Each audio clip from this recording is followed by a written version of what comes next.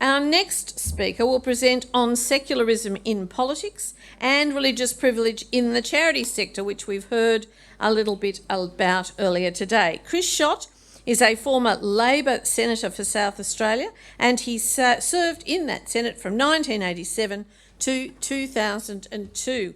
Please welcome Chris to the stage.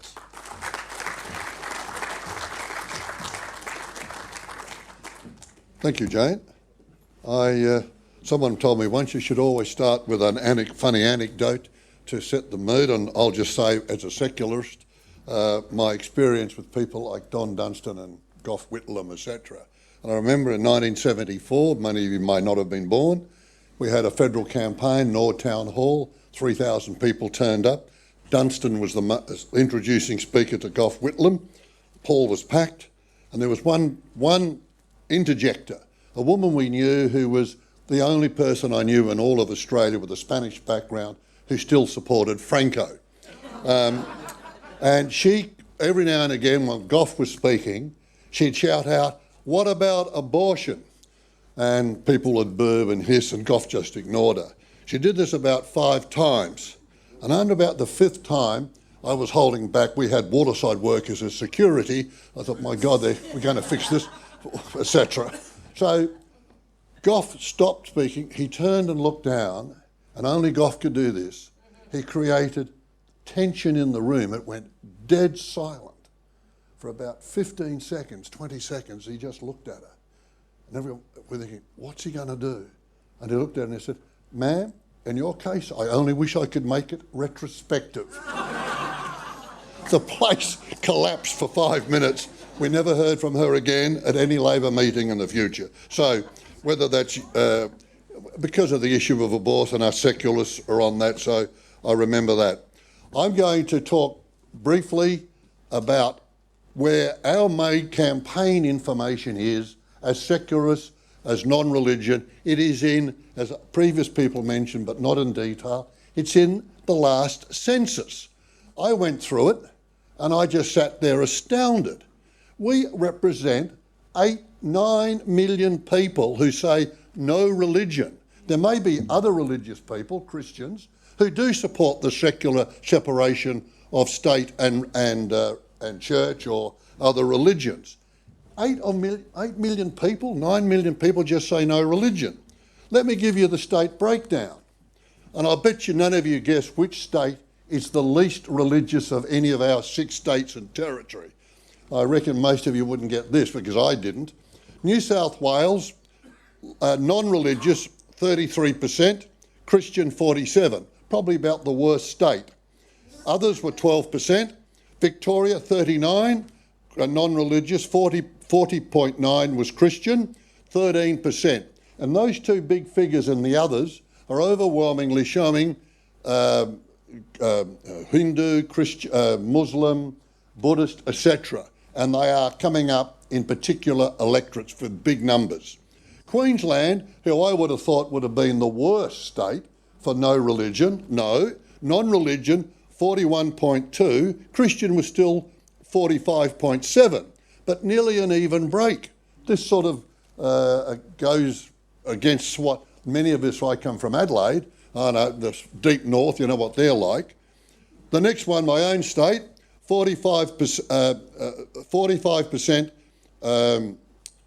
in South Australia was no religion, 45%. Christian, 40%, and others 7.8.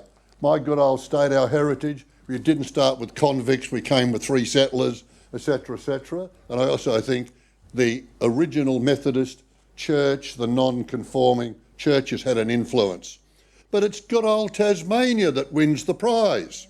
50%, absolute number, is no religion, 38.4 is Christian, and 4 is the other. I looked up the individual 5 electorates in Tasmania, and only in 1 electorate did the non-religion not get 50%. It is a great result. Want to know what they're doing down there? I don't know, but it's something we ought to look at. The Northern Territory, 38.5 non-religious to 40 religious. ACT, non-religious, 44, Christian, 38, and 12% others. So that gives the figure that we had this morning from Justice Kirby. Overall, 38.9 no religion, 43.9, and all the others are 17%. Now, when I start thinking about, as a former State Secretary of the Labor Party in the South Australia, running election campaigns, if I started off with a base like this, you'd say, well, the election's all over, gang. We've just got to bloody organise. We've just got to organise ourselves and we can't get beaten. So I then looked up a news poll that came out in April, which, though it's run by the Murdoch press, it had a figure they never published. I published but never commented. It said on the primary vote, it had a religious breakdown, religious or non-religious. The ALP, non-religious, of the people who indicated by religion, 43% Labor, 32% Coalition, etc. The Libs were the reverse, 44% Christian, 25% non. As you can imagine, the Greens were 15-6. Even One Nation was nearly even at 8.6, and the other, that's the Teals, were 10 and 11. Two-party preferred, Labor got 64% of the non-religious vote. 64, and we're worried about we don't seem to have any influence. This is, to me, once I got all these figures, we are our own worst enemy in campaigning. When I hear somebody say, and one of the excellent speakers we've had all day, oh, it's a bit controversial. Nothing is controversial when you've got 8-9 million people saying no religion. We are far too soft, far too soft. And look at the lobby group from the other side. Do they have any pullback, any feel of that? We've got to be a bit nice about what we say about the non-religious? Heck no, they're in their boots and all, influencing, trying to get politicians to give in. Ron showed the photo of the parliamentary friendship group for the chaplaincy. I recognised a couple of people. One of them was the Education Minister. Look up his own electorate out in semi-western New Sydney. He's got about 35-38% say no religion. He's got several tens of thousands of people in his electorate say no religion. What have we ever asked him as the Education Minister in his own electorate? What are you doing to represent us on this issue? We're dead silent. The next one I saw on the photo was a bloke called Steve Georgianis. He's the federal member for Adelaide. On the survey, I looked up federal Adelaide.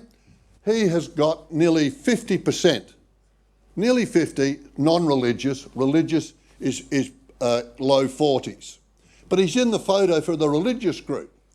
When I found out this figure sometime, I spoke to Steve and I said, what are you doing to represent all of us?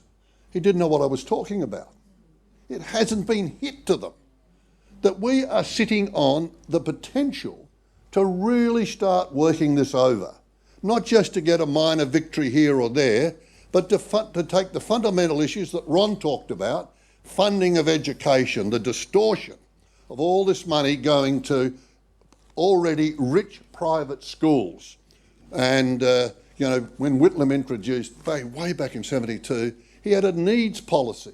If you were a private school, you only got funding, federal funding, if you met the needs policy on a scale that Professor Carmel produced that said you were eligible because of shortage of staff, shortage of equipment, facilities.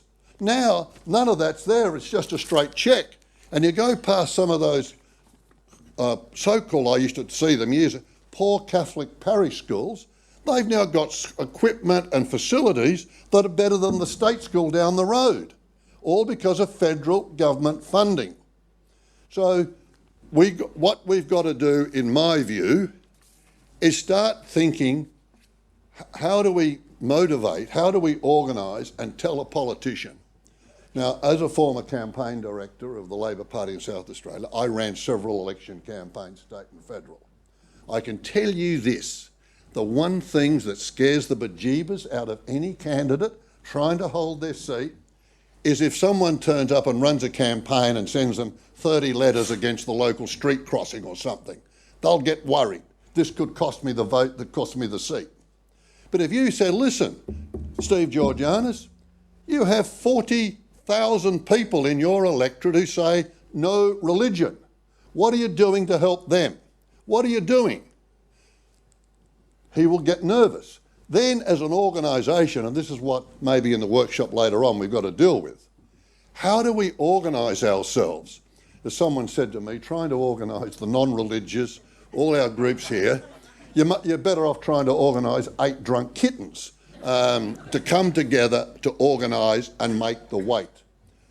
That's what we've got to do. So I think the conference here today should just be the very first. We've got to, all the sponsors we've had, we've got to say to all of them, you've got to keep meeting. We're not asking you to, the humanists, the rationalists, the atheists, the secular lobby, a group. We're not asking it all to merge into one, but we've got to have an overriding organising body to keep raising the issue and keep going to politicians.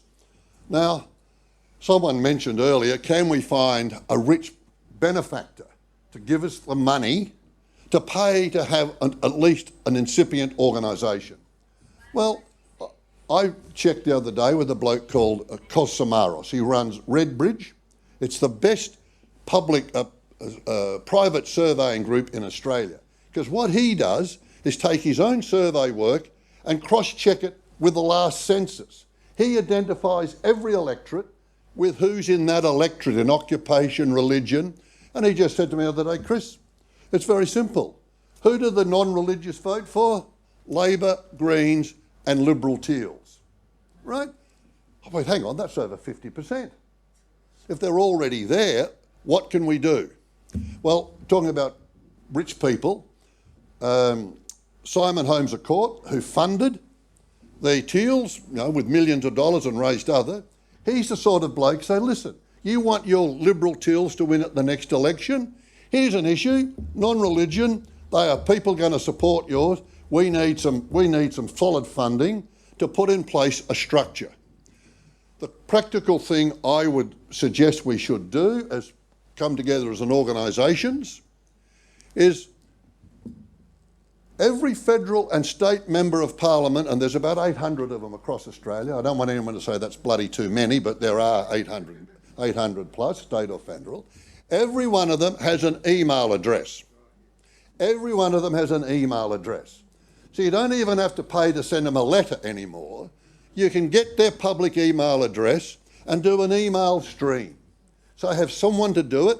You put them all those addresses to all of them, whether they're Labor, Liberal, National, whatever their size of their electorate is, send them consistently messages, even to Littleproud, who is the member for Maranoa. He got 78% at the last election, two-party, thereabouts. In the vote for, the voice, I think he got 80% said no. But when you look up, he's still got 20,000 non-religious people in the census living in his electorate. 20,000. So what I would suggest is that we organise and ask or raise the funding to have someone full-time sending out the material, emails to every member of parliament. You can do councils later on, but every member of parliament. Keep pointing out in the email, you have so many tens of thousands in your electorate who have registered in the census as non-religious. We want you to start responding to the issues we are raising. Now, many of them will chuck it in the bin, but sooner or later, an issue will come up and you'll be able to hit them with it. And the next thing is, not only every week or every month, every couple of weeks, there'll be a story on a secular issue, as we would call it, some atrocity occurring. Well, that's when you send an email to every one of them saying, are you aware that you have voted to give, how much was it? 1.6 billion to the chaplaincy? This would pay off. We could do all sorts of other things for many more people and get them to keep thinking about it. Now, I finish as the bell's gone. I'll be happy to be on the panel, and I'm on the workshop later on. We are sitting today in an electorate, a federal electorate of Sydney. The federal member for Sydney is Tanya Plibersek, Minister for the Environment. In my view, off the record, but on the record, I think she should be Prime Minister of Australia, without any doubt. And when we voted way back between Shorten and Albo after 2013, I crossed both their names out and wrote Tanya on my ballot paper as a party member. Was she invited to come here in her own electorate? And why should you invite her? 52% of her electorate in the census said no religion. The Libs barely got 30%. The rest were Buddhist, Hindu, Muslims, etc. She is the sort of person that when she can't ignore the fact, and knows many of them, Steve Georgianis, cannot ignore the fact that there are tens of thousands of people in their electorate who are not into the religious game. And if you give them the right message, you could put the pressure on about change that we want in all sorts of areas. But it will require all of us disparate, uncontrollable kittens to come together regularly at a national conference at least once a year. Secondly, we should go ahead and hold a similar conference in every state capital at least once a year to motivate the organisation, to get more and more people aware. Because I've got to tell you, at a social gathering I had with basically Labor supporters a couple of weeks ago, when I mentioned these raw numbers, they were astounded to hear there were 8 million Australians saying no religion. They don't believe it because no one's told them. By the way, does the Murdoch press talk about it? Does the Channel 9 press talk about it? I don't even see it on the bloody ABC. And of course the ABC has a religious section, which I think should be abolished or turned into a ecumenical section. So those are that's why there was no need for me to talk repeat what everybody else said tonight or today. I agree with everything about all of the issues. I'm more interested, how do we organise ourselves so we are no longer ignored and treated as irrelevant in the politics of Australia? Thank you.